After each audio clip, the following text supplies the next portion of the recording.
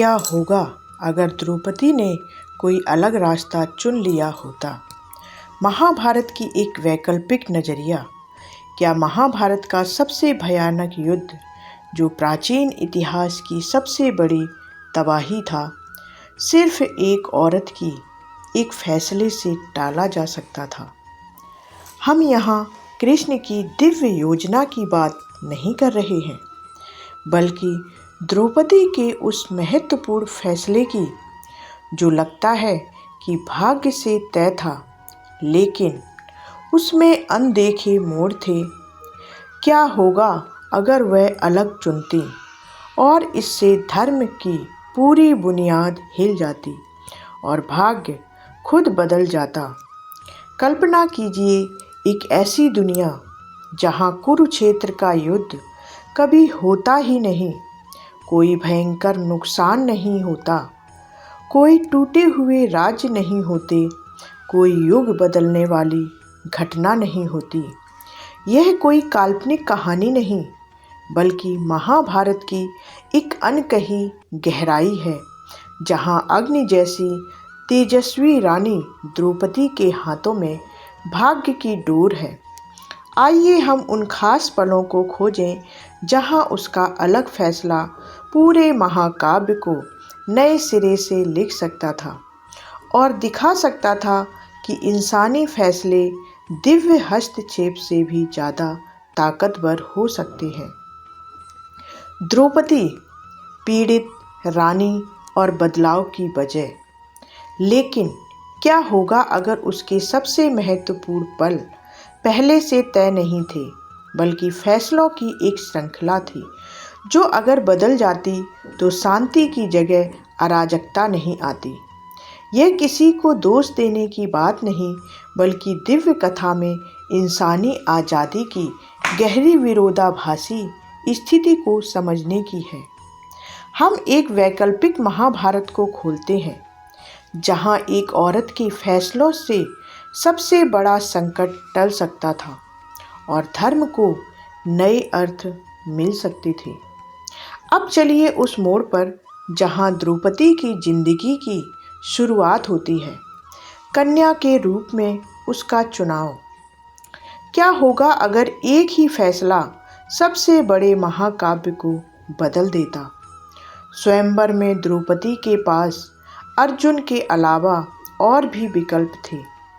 कल्पना कीजिए अगर वह किसी और योद्धा को चुनती, जैसे कर्ण को, जो उस समय वहाँ था लेकिन अपमानित होकर चला गया, या फिर किसी अन्य राजकुमार को जो पांडवों से अलग होता। इससे कुंती की उस बोली भिक्षा को बांट लो का सारा सीन बदल जाता। अगर द्रौपदी सिर्फ एक पति की होती तो पांडवों में वह एकता नहीं आती जो पांचों भाइयों को बांधती थी। लेकिन शायद ईर्ष्या और विवाद भी कम होते। इससे पूरे परिवार की गतिशीलता बदल जाती और द्रौपदी की भूमिका ज़्यादा व्यक्तिगत और कम सामूहिक होती। अब सोचिए इस छोटे बदलाव का बड़ा असर धर्म पर होता। अगर वैवाहिक गठबंधन अलग होता तो जुआ खेल का वह खेल कभी नहीं होता जो मूल संघर्ष की जड़ था। द्रौपदी का अपमान, जो युद्ध की आग भड़काता है, शायद टल जाता, क्योंकि कौरवों के साथ रिश्ते अलग तरीके से जुड़ते हैं। कौरवों का नज़रिया बदल जाता, ईर्ष्या की जगह सहयोग की संभावना बनती। हस्तिनापुर का राजनीतिक माहौल शांतिपूर्ण होता, संघर्ष की जगह समझौते होते और पूरे राज्य में शांति का राज होता। इस वैकल्पिक रास्ते में अनदेखे गठबंधन और भाग्य बदल जाते। युधिष्ठिर का बोझ हल्का होता, कोई अस्तित्व का संकट नहीं होता, उनका राज शांत और स्थिर होता। कृष्ण की भूमिका बदल जाती, युद्ध रणनीतिकार की जगह वे शांति काल में एक मार्गदर्शक बनते, लोगों को धर्म सिखाते। अन्य पात्रों के जीवन भी बदल जाते। भीष्म को शायद ज़्यादा सम्मान मिलता और वह युद्ध में नहीं मरते। द्रोणाचार्य शिष्यों के बीच शांति बनाते, कर्ण को अपना सही स्थान मिलता बिना अपमान के, और दुर्योधन ईर्ष्या से मुक्त होकर एक बेहतर राजा बनता। एक ऐसी दुनिया जहां कुरुक्षेत्र कभी नहीं होता, युद्ध की कीमत टल जाती, लाखों जानें बचती, धर्म बिना खून बहाए मजबूत होता। लेकिन शांति के फायदे और नुकसान क्या? क्या दिव्य हस्तक्षेप की कमी से लोग आलसी हो जाते हैं? क्या संघर्ष के बिना विकास रुक जाता है? इस क्या अगर से हम सीखते हैं कि इंसानी स्वभाव में फैसलों की ताकत कितनी बड़ी है और शांति भी अपनी चुनौतियां लाती है। अंत में क्या कुरुक्षेत्र अपरिहार्य था?